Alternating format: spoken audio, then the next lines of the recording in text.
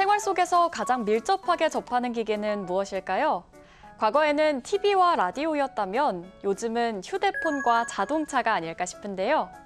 기술, 디자인, 용도에서 다양한 문화와 트렌드가 이 기기들 안에 반영되고 있죠. 특히 자동차는 이제 이동수단을 넘어서서 하나의 생활 공간으로 자리 잡고 있는데요. 비젤라이프에서는 그동안 자동차 시장의 트렌드를 짚어왔습니다. 오늘은 현장에 뛰어다니며 알게 된 다양한 내용들을 모아서 앞으로의 흐름에 대해 이야기 나눠보겠습니다.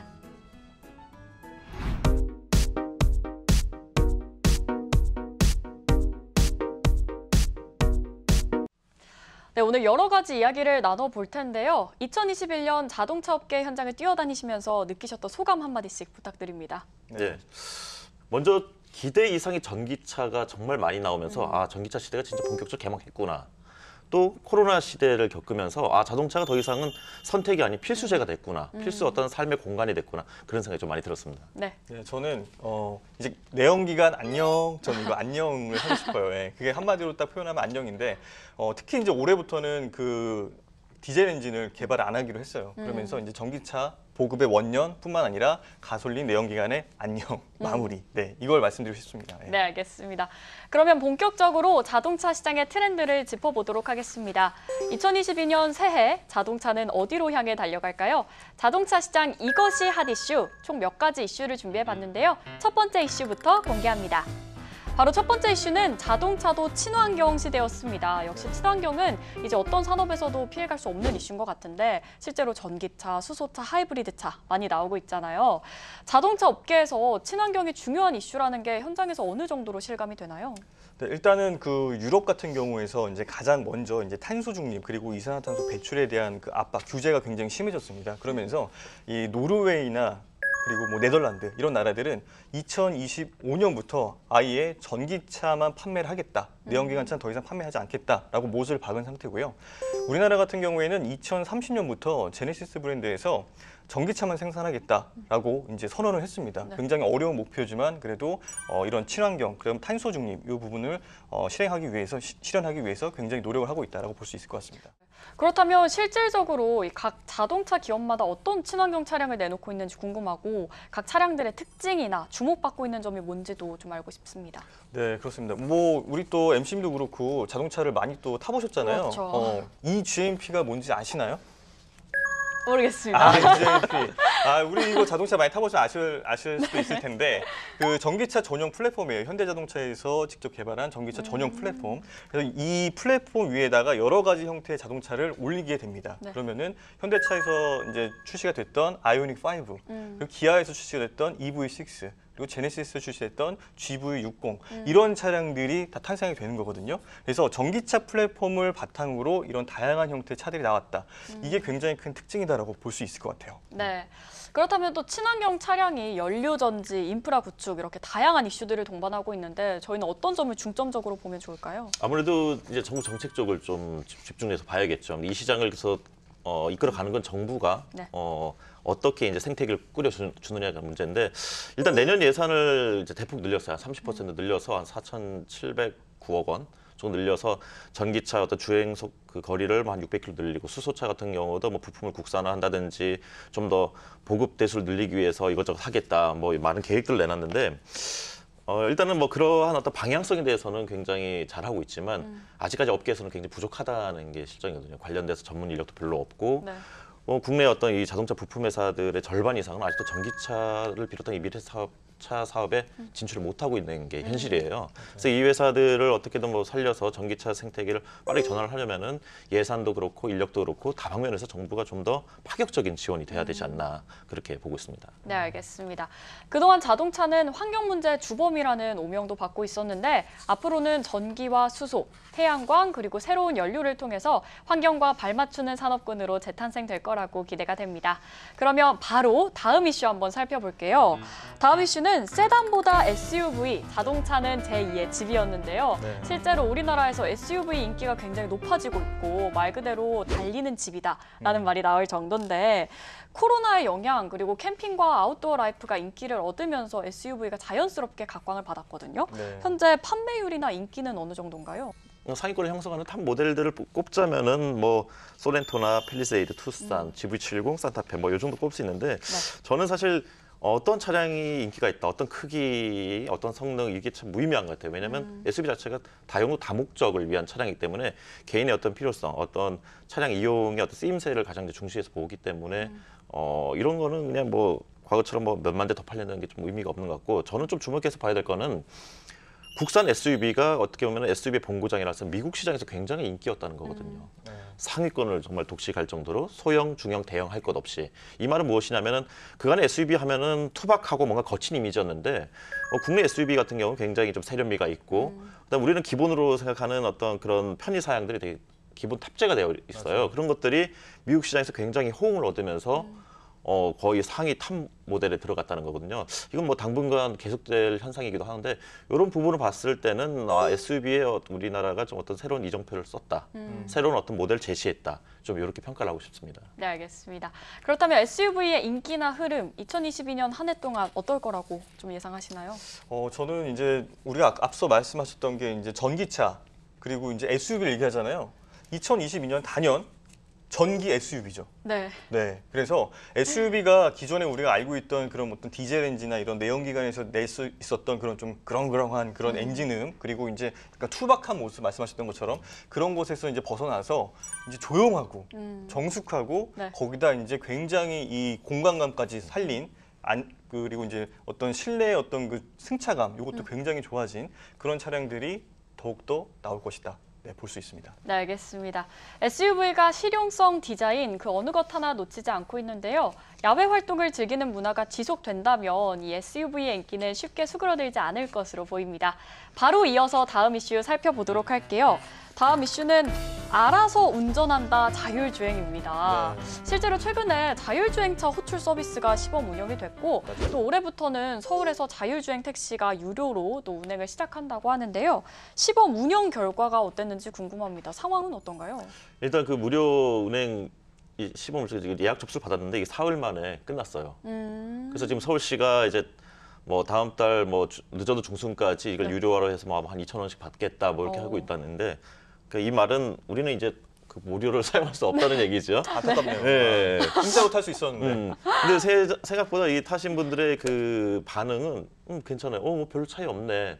또 물론 이제 보조원이 있긴 하지만 나쁘지 않다. 뭐 그런 반응이고 지금은 이제 상암동 일대 마포 상암동 일대에 사고 있지만 이제 뭐 내년에 강남 그다음에 또 뭐 여의도 2023년 뭐 마곡 이렇게 해서 순차적으로 서울시가 도입을 할 예정이고 네.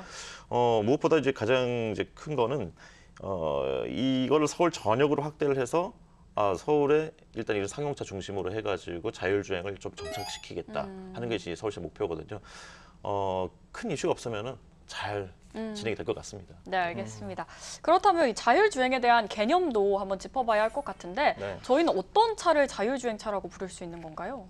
일단 뭐 정의를 내린 걸로만 놓고 보면은 미 도로교통안전국 니짜라고 있습니다. 네. 그곳에서 이제 6가지 단계로 좀 분류를 했어요. 그래서 이제 0단계부터 5단계까지 이렇게 있는데 말 그대로 0단계는 운전자가 모든 걸 다 개입해서 운전을 해야 돼요. 조작을 다 해야 되고 그리고 이제 1단계, 2단계 넘어갈수록 보다 더 이제 운전자가 조금 더 덜 개입해도 차량이 자율적으로 움직이는 그 기술을 말하는데 일단 3단계까지 그리고 3단계까지는 이제 운전자가 반드시 운전석에 앉아 있어야 돼요. 네, 그 상태에서 차량이 이제 알아서 지정해 놓은 목적지로 가는 것을 확인을 해야 되고 그리고 이제 운전자가 앉아 있는 이유는 돌발 상황들 예를 들어 사슴이 튀어나온다든가 아니면 갑자기 차량이 뛰어든다든가 이런 상황들을 제어를 해야 되거든요. 통제를 해야 되거든요. 그런 목적이고 4단계부터는 운전자가 이제 자리에 없어도 차량이 알아서 갈 수 있는 단계 그리고 5단계 마지막 단계는 운전자의 개념보다도 아예 운전대가 없습니다. 그래서 아예 편하게 우리가 이렇게 둘러 앉아서 차 안에서 이렇게 영화도 보고 뭐 이렇게 오디오도 듣고 이러면서 목적지까지 안전하게 도달하는 이 단계를 말합니다. 아, 그렇군요. 듣기만 해도 진짜 신기한데 해결해야 할 과제나 법제는 또 굉장히 많아 보이거든요. 어떤 네. 점에서 필요할까요? 아무래도 이게 사고가 났을 경우에 누가 책임을 져야 될지 네. 또 뭐 기존의 어떤 그 보험 체계에 대한 대대적인 손질도 필요하고 무엇보다도 이 자율주행 시대가 기술적으로는 지금 다 가고 있잖아요. 네. 앞으로는 제도적으로 이 새 보험 법안과 정책 마련이 빨리 시급히 마련돼야 되잖아 봅니다. 네, 그리고 아무래도 이 자율주행차 하면 안전성에 대한 이야기를 빼고도 얘기할 수가 없을 것 같은데 안전성 부분 관련해서는 어떤 이야기들이 나오고 있을까요?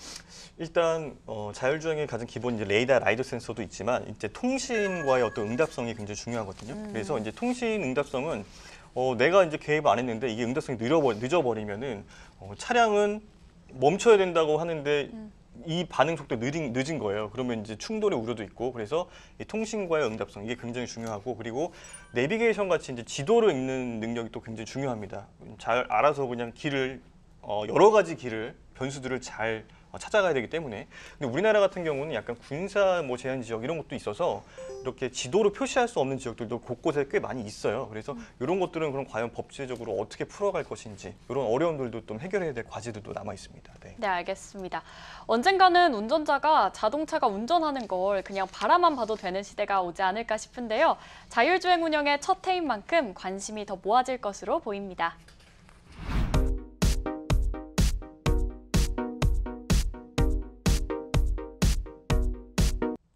지금까지 핫 이슈를 살펴봤는데요. 이번에는 재밌는 순서를 한번 마련해봤습니다. 그동안 BGN 라이프에서 저희가 다양한 신차를 시승해봤는데 객관적인 자세를 유지하느라 좋아도 좋다, 싫어도 싫다 말을 못했잖아요.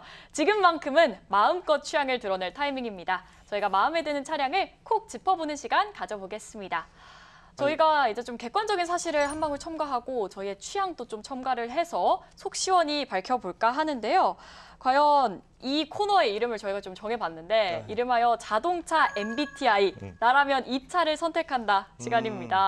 드디어 이제 아버지를 할 수 있고 제 취향을 드러낼 수 있다는 네. 게 이게 드디어 이제 난 말할 수 있다 이거네요. 맞습니다. 네, 기대됩니다. 이 코너에서 이제 저희의 야성 본능이냐, 안전 지향이냐 이런 걸 좀 여과 없이 드러낼 수 있을 것 같은데 시청자 여러분들도 방송 보시면서 개인적인 취향 한번 살펴보시는 것도 재밌는 포인트가 될 것 같습니다. 네, 그럼 하나씩 짚어보도록 하겠습니다. 첫 번째입니다. 바로 자동차의 생명은 무엇? 바로 주행감과 승차감인데요. 저 이 부분에 대해서는 좀 의견이 있는데 이 승차감이라고 하면은 개인적으로 편안한 느낌보다 약간 오프로드의 꿀렁거림도 좋아할 수 있는 거잖아요. 그렇죠? 그렇죠. 개인 취향이니까요. 네, 개인 취향적으로 좀 좋아할 수 있을 것 같은데 기자님들은 좀 어떠세요? 그래서 그 차의 성격, 그 모델에 따라서 좀 제각각이니까 네.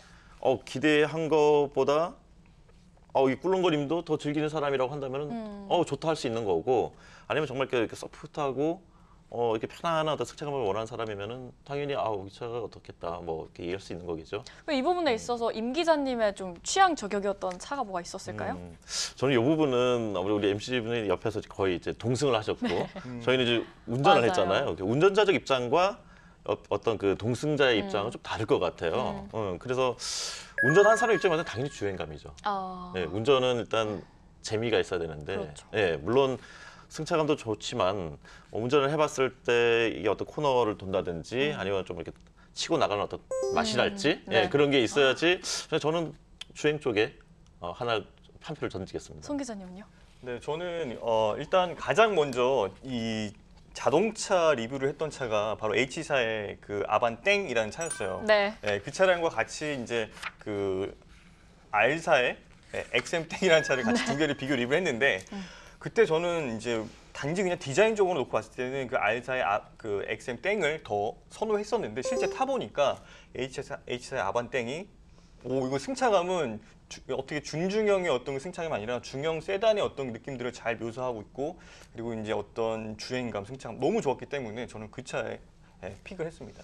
H사 차량 같은 경우는 뭐 미국에서도 그렇고 독일에서도 그렇고 올해 차로도 선정이 됐어요. 됐죠. 굉장히 원래 그 H사의 아반땡 차는 이게 스테디셀러로서 이렇게 해마다 인기인데 유독 올해 더 눈에 띄었던 거는 이 차가 굉장히 가성비 좋은 차라고 이제 정평이 나 있는데 디자인까지 굉장히 미래지향적으로 잘 잡았다는 거죠. 그래서 굉장히 선호를 많이 해서 안타까운 얘기지만 바로 윗급에 있는 쏘나 땡차의 어떤 그 판매 간섭 현상까지 심하게 갖고 와서 굳이 이 중형이라는 걸 만들 필요가 있냐 하는 얘기까지도 나왔었죠. 맞아요. 저는 개인적으로 운전을 많이 하지 않다 보니까 조금 승차감에 좀 더 중점을 두는 편인 것 같은데 제 마음속 차는 조금 이따가 밝히는 걸로 하고요. 바로 이어서 다음으로 넘어가 보도록 하겠습니다.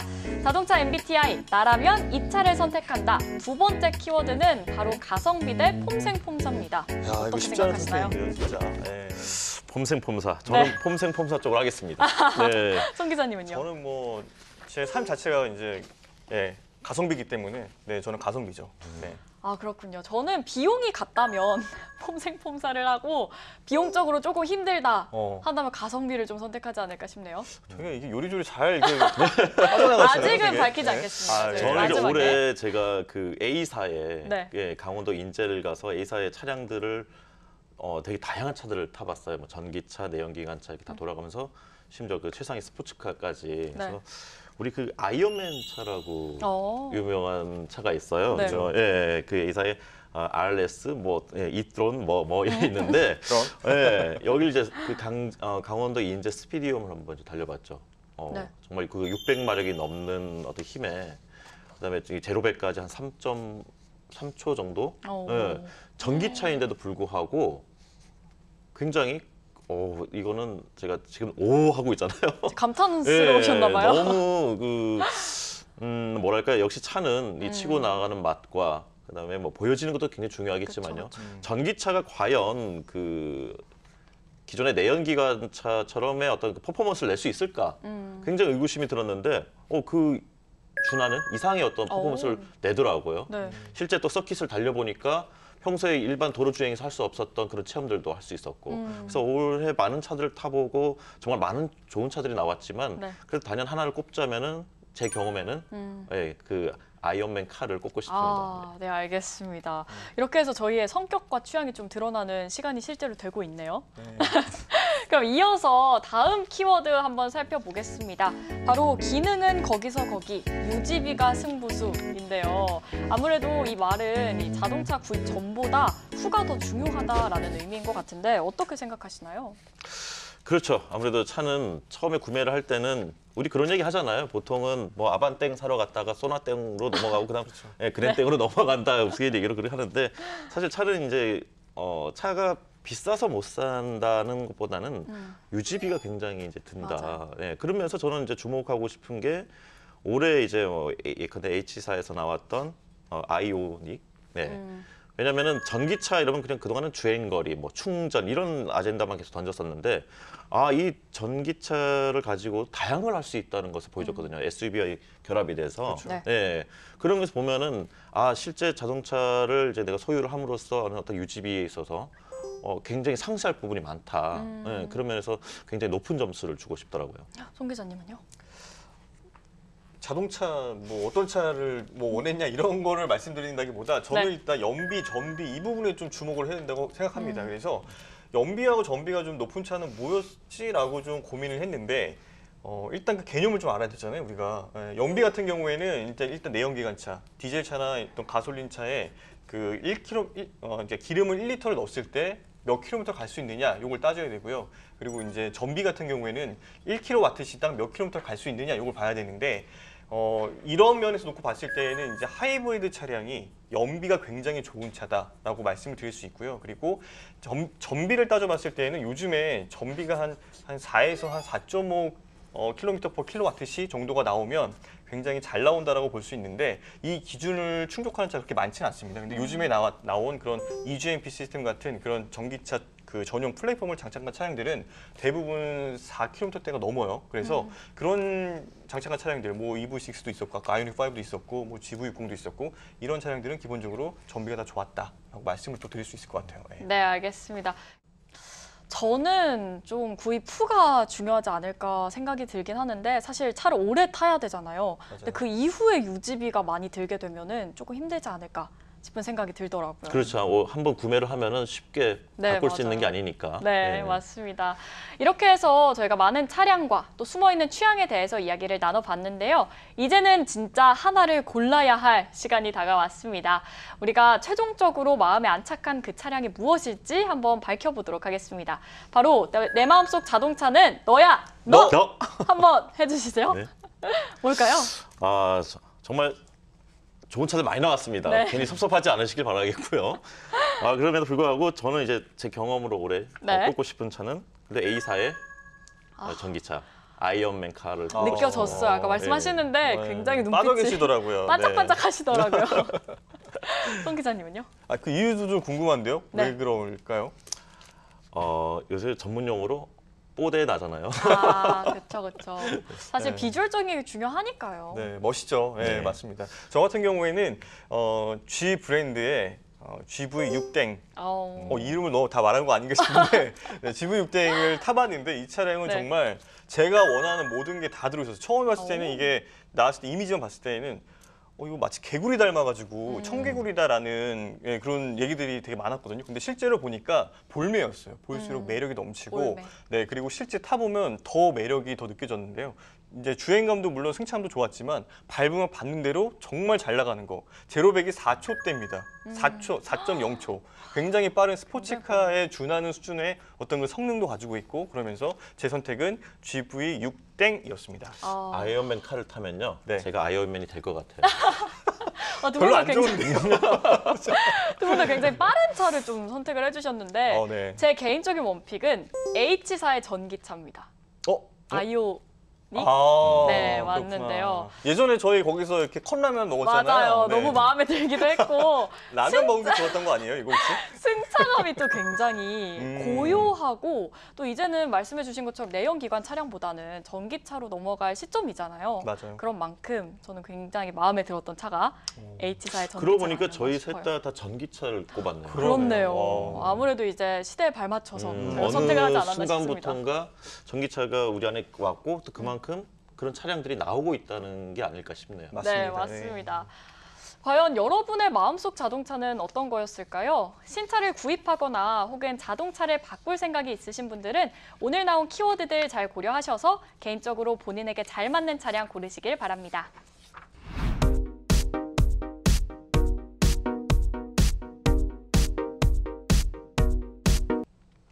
자동차 시장의 트렌드와 이슈에 대해 함께 이야기 나누고 있는 비젠라이프, 이제 라스트고를 향해 달려가고 있는데요. 오늘 많은 이야기를 나눠봤는데 이제는 2022년 전망에 대해서 짚어보도록 하겠습니다.